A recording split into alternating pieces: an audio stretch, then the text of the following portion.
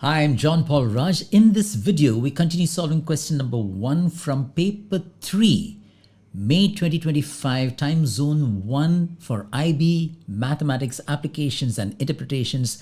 Go get your calculators. Let's get ready.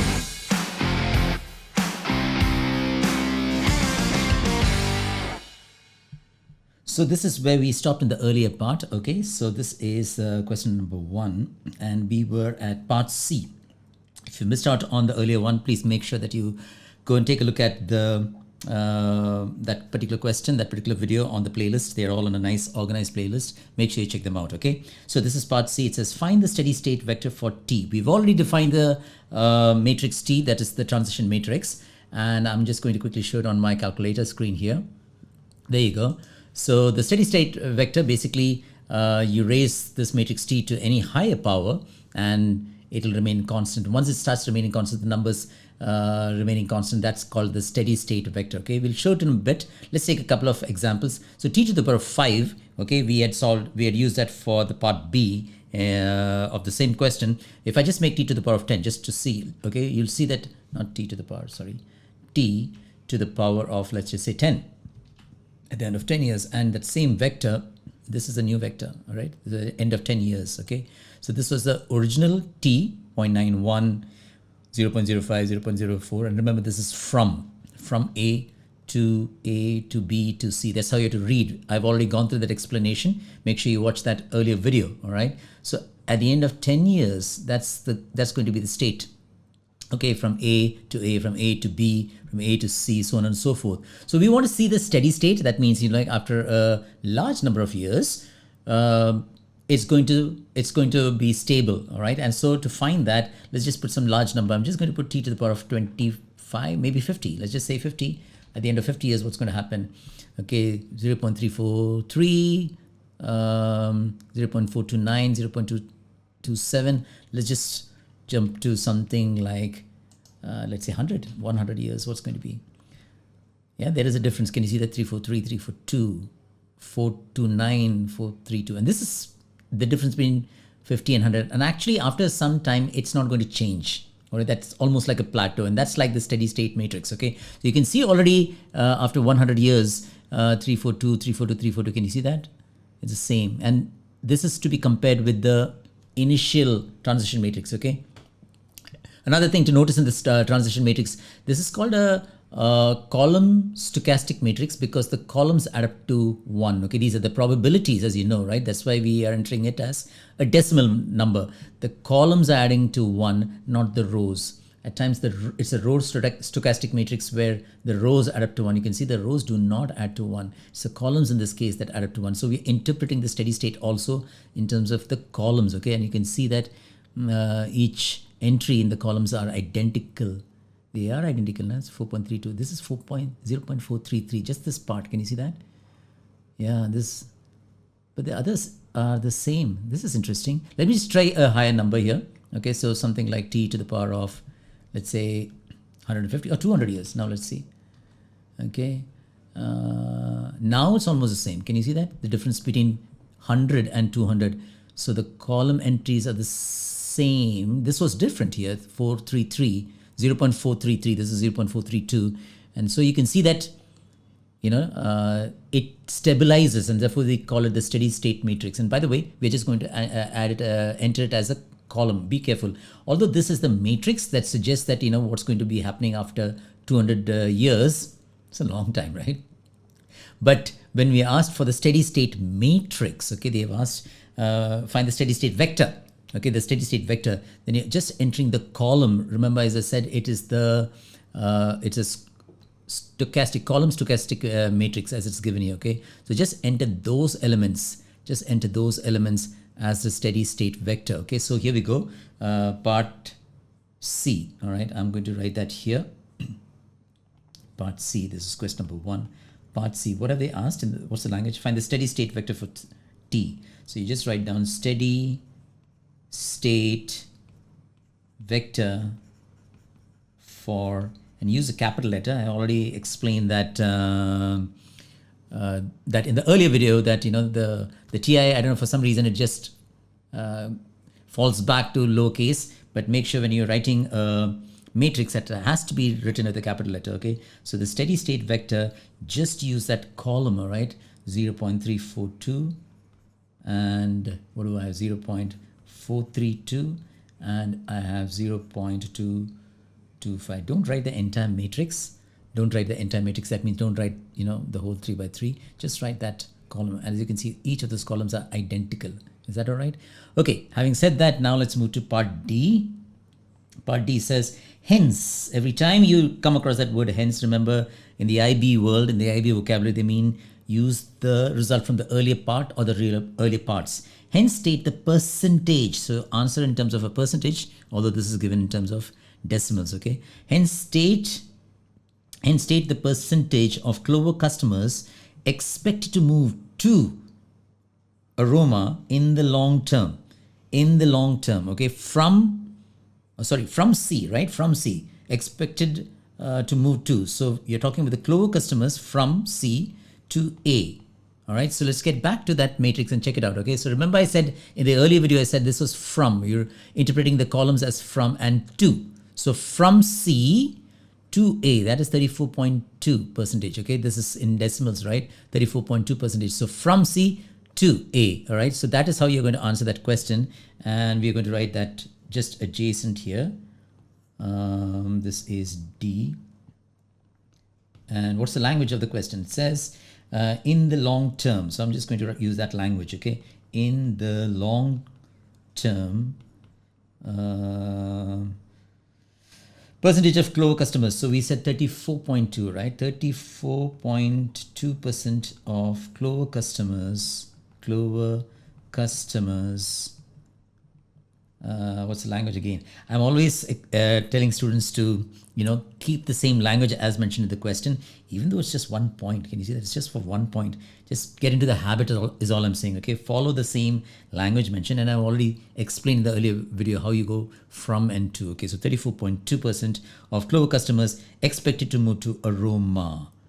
34.2 Clover customers are expected to move to Aroma. Is that okay? All right, how are we doing in time? We still have some more time, so let's try one more part in this, okay? D, and let's read. Very important to read. Don't just read from here. Sometimes students are just reading from there, but read the context. That means read everything that's leading up to that part, okay? So Ashley's initial findings suggested that 6% of Clover's customers moved to Aroma over the course of 1 year. Initial findings. That means at the end of 1 year, Ashley found out that 6% of Clover's customers moved to A. So let's just check it on our calculator what we have here. So right at the top, I have, this is T. This is how T was defined. And it says at the end of 1 year, so T to the power of 1 is still, you know, T.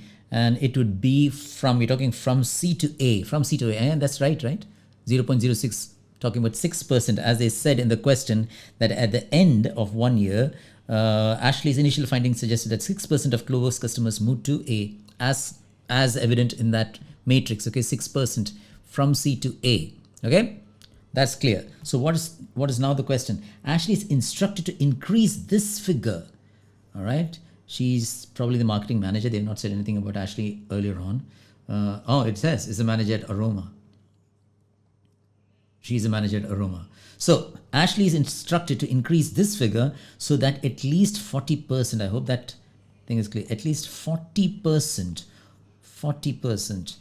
why is this not highlighting? There you go. At least 40% of Clover's customers move to Aroma in the long run. That means in the steady state that we're talking about. What's happening in the steady state right now is the fact that in the long run, 34.2, that's what we found out, right? From C to A, 34.2. And she's instructed that she wants to increase, or she's expected to increase that to 40%, at least 40%. So basically what's going on is that we want the steady state. This is the steady state, right? This is 1C, 1D. Let me just write right below this so that it's easier to compare. So this is E. We want the steady state vector. We want the steady state vector to be something like this, okay? Let's say an A, B, and C, where A must be greater than or equal to 0.4, 0.40, 0.4, whichever way, okay, because we want it to be at least 40%, okay, because right now it is 34.2 as we said percentage, right? This is what the steady state vector was. We want that kind of a thing, right? This number, oops, what did I just do? Oh, let me come back. All right, okay, we want that number to be 0.40, something like that. And in order to achieve that, we got to make some manipulation. Okay, I think that's what's expected. It may be assumed, look at the next part, it says it may be assumed that all other annual percentage changes remain the same other than the percentage that stay with Clover. Everything else will change except for the percentage that stay with Clover. That means if this must be 0.4, then it is actually influenced by just these two entries, okay? These two entries meaning from the original transition matrix. The original transition matrix was this one, okay? This is the original transition matrix, and for those of you who understand the matrix notation, this is these two entries. These two entries, this entry and this entry, is basically row 1 and column 3, right? 1, 3, and row 3 and column 3, so 3, 3. Just these two entries had to be adjusted or manipulated, and as I said, it's a column stochastic matrix. That means the columns add up to 1. Can you see that? 0.92 and together they add up to 1. So you need to leave this unchanged, okay? So let's mark that red. This is unchanged. Why? Let me explain that. Pay attention to this part. Why? From, this is talking about from C, and this is to A. That needs to change, right? That needs to change. Only if that changes, then from 34.2 will we get something like 0.4. So that needs to change. And if that needs to change, we need to adjust C. We cannot touch that. Why we can't touch that is because that is from C to B. That's C to B, okay? C to A must change, and that means we have to adjust C to C, okay? So that 0.92 will have to be changed by trial and error, okay? So let's just get back to our calculator. This is the T, this is the original T, and we are allowed to play with only the 0.06 and the 0.9, so that the long run, that means the steady state becomes in such a way that A would be at least 0.40 or 0.4, whichever way you like it, but that which refers to 40%. I hope that is clear. If not, as I always say, pause this video, rewind it a little bit and watch it again, okay? So I'm going to go to my calculator again, and I'm just going to recall T, okay? First, I'm just going to recall T, and that's my recalling of the T, okay? So as I said, this entry and this entry is what we're allowed to play with, not this one, okay? They all add up to 1, as you can see. So what I'm going to do is that I'm just going to let's just bring this thing back, and you can edit the entries, okay? So let's just make this, remember we want to increase this, and let's just increase this to, let's say, I don't know, 8 perhaps, or 7. Let's just go one step at a time, and maybe let's just make this 90, okay? 90%, okay, 0.9. And this is, okay, let me just see whether, now if I recall T, will it come? Oh, it's coming the same way. It's not changing. Okay, so how do I edit T? I will go and which one is this one? This one is the changed one, right? So what we can do is we'll go back to this, okay, and we'll restore this. So you can see this one, control, this one, and use the same letter, okay, T. And that's my new T. So now when I recall T, just to make sure I get that matrix. Good. Now this one, let's raise it to the high power, and let's raise it to 200 directly. Okay, some large number. Okay, and let's just check. Okay, here we are getting, remember this number is what we're looking for. This number is 22.5. It is definitely increased, or is it decreased right now? It is decreased, right? 34.2, it's come to 22.5. Then that's not a great matrix. That's not what we want, okay? So obviously we need to decrease this a little bit more. So I'm going to go back again and change T. So I'm going to come here and let's just make this 0.8 and make this something like 80%. I'll tell you what went wrong. I'll tell you what went wrong. I'm glad I made this mistake, okay? I'm glad I made this mistake. Every time I make a mistake, I say I'm glad I make this mistake. Comment on that. What do you think about it? I'll tell you what went wrong. You know what? It doesn't add up to 1. Can you see that? It doesn't add up to 1. So if this is to be 0.07 and this is to be 0.09, it is not adding up to 1. So let's just go and change that first, okay? So I will go and make that change, all right? So it is 0.07, 0.02 this needs to be 0.91. That makes sense? Check column. Okay, now this one I will store as T. Okay, I made a mistake. Just make sure. Okay, I quickly found out why that mistake happened. This has to add up to 1. Okay, that's how you should adjust. Now let's raise that T. Okay, that's going to be my T. Let's just check it again. Yeah, that's my T. Let's just raise that T to some 200 as before.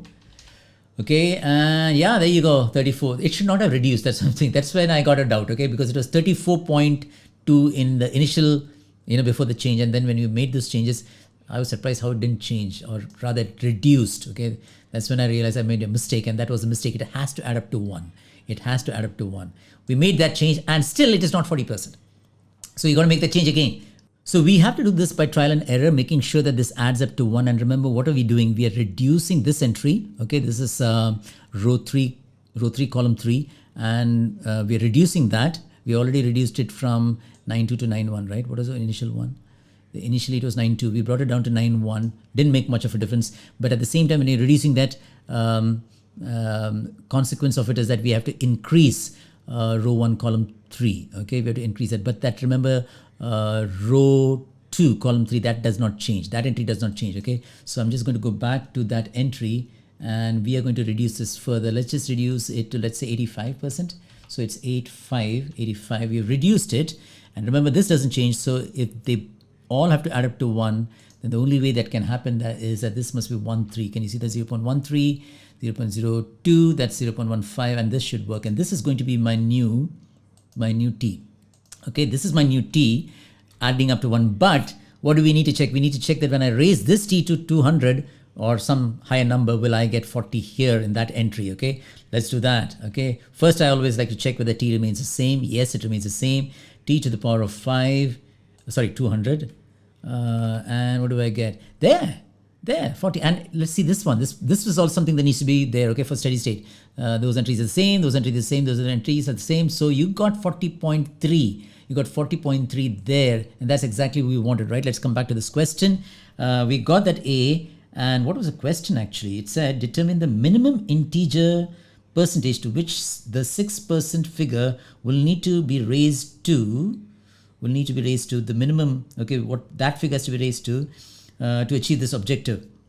So we got initially, it was 6%, and coming to, so what does it have to be raised to? So this is my T, right? So basically they're asking the question is this, that this has become 13. Remember, initially, this is the transition matrix, and we made that adjustment. This was the 6%. This was the initial 6%. It is being raised to what? It's being raised to 13. So that the steady state is now 40.3. I hope this is clear, okay? Initially what had happened was it was just 6%. 6% of Clover customers moving to 6% of Clover customers moving to A. At that time, the steady state was something like, it suggested that we're getting 34.2, that figure out there. Now when we change it to 13, remember that's my new T. Okay, that's my new T. And how did we do that? I already went through that a couple of times, okay? Making sure that the column adds up to 1, okay? Reducing this entry, increasing that entry, but do not touch the second entry. That means row 2, column 3, okay? And when we come to 13%, that means customers from C, the store C, Clover C, customers from store, or the Clover store, 13% of those customers will move to A. When that happens, the steady state will be something like 40.3. I think that is what the question was trying to ask, is determine the minimum number of percentage to which the 6% figure will need to be raised to achieve this objective. The objective being 40%, okay? So we want the steady state vector to be this one, where A is this one. So what do you say? What do we say? How do we write this thing down? Give me a second. The minimum integer percent, and write it in the context of the question, the language given the question, the minimum integer percent to which the 6% will need to be raised to the minimum. So the minimum integer percentage increase from 6%, or must be increased, should be increased. Should be increased from 6% to 13%. Okay, minimum 13%. Integer percentage they've asked. Although the question, you can see that it says 13 on it. It says directly, it says 13 here. That is what we're looking for. So it has to be increased to 13%. I hope this is clear, and I hope, yeah, even if it's not clear, please make sure that you pause the video, go back and rewind, like I said, and watch it again and again. Very, very important part, Markov chain. So that's all the time that we have for this particular video. We are going to continue solving this question in the next video. If you found this video useful, please make sure that you like, share, and subscribe to my channel.